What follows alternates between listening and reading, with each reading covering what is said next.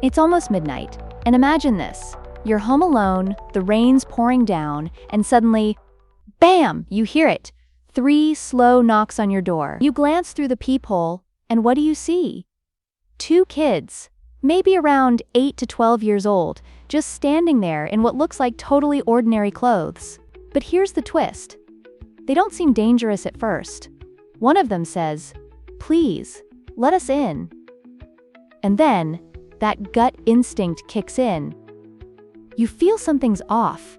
Your heart races. When they lift their heads, you see it.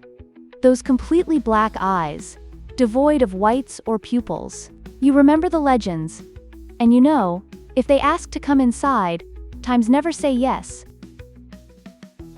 Whoa, that's super creepy. I mean, who wouldn't freak out? Have there been stories about people actually letting them in? Ugh. I can only imagine how terrified they must have felt. Absolutely. This chilling legend gained traction in the late 1990s thanks to journalist Brian Bethel, who had his own spine-tingling encounter. Picture this.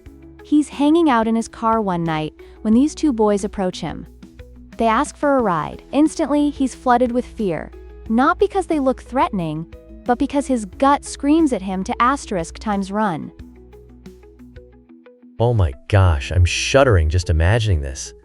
Did he actually drive off? I mean, can you imagine? Laughs. He did.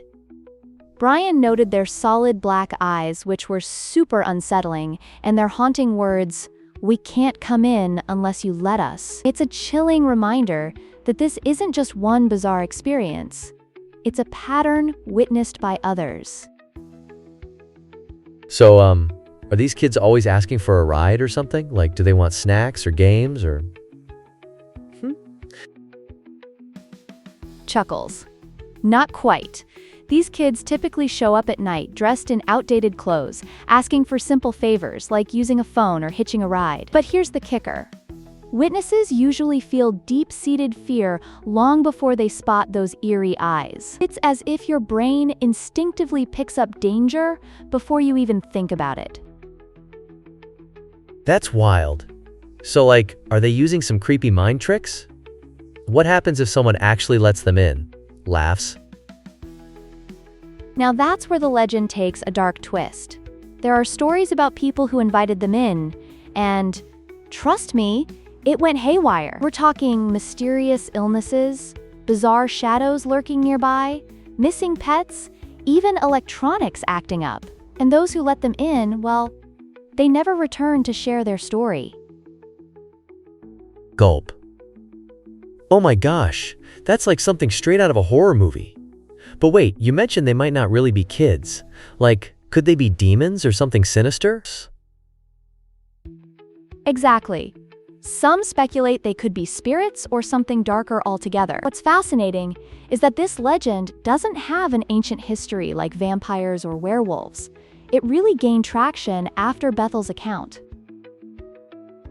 So, it's almost like this modern urban legend, but how do so many people around the world share similar experiences? What's the deal with that? Great question. Some researchers suggest it's a classic case of an urban legend being amplified by the internet. Others propose psychological explanations, like sleep paralysis or false memories. Yet believers remain baffled, wondering how strangers who've never met could describe these terrifying children so similarly. That's super mind-boggling. I mean, it's like that old game of telephone, but way scarier, right?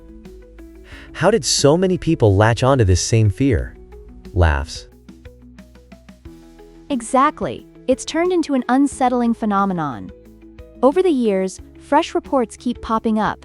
Different names, different locations, but always those eerie black eyes. Ironically, many witnesses avoid interviews out of fear of bad luck, claiming these children often appear just before disaster strikes. Wow. So even if there's no real evidence backing them up, you're saying people still believe? Indeed. Belief is a powerful thing, fueled more by fear than concrete proof. There aren't physical evidences, authentic photographs, or verified investigations, yet the encounters persist, real testimonies filled with palpable fear. It leaves us questioning, are these experiences paranormal, or are they just psychological phenomena? It's one of the greatest mysteries of our digital age. I'm literally getting goosebumps. So, if someone were to knock on your door in the middle of the night asking to come in, what would you do? Is it better to trust that unsettling feeling, or just roll the dice? Laughs. Ah, that's the ultimate question. Sometimes, the scariest monsters don't break the door down. They just stand there waiting for an invitation. And here's a teaser for our next episode. We'll dive into Japan's legend of asterisk, Teke Teke's asterisk, a spirit so terrifying that people purposely avoid certain train stations after dark. You won't want to miss it. OMG, I can't wait. I'm definitely not going to sleep tonight, laughs.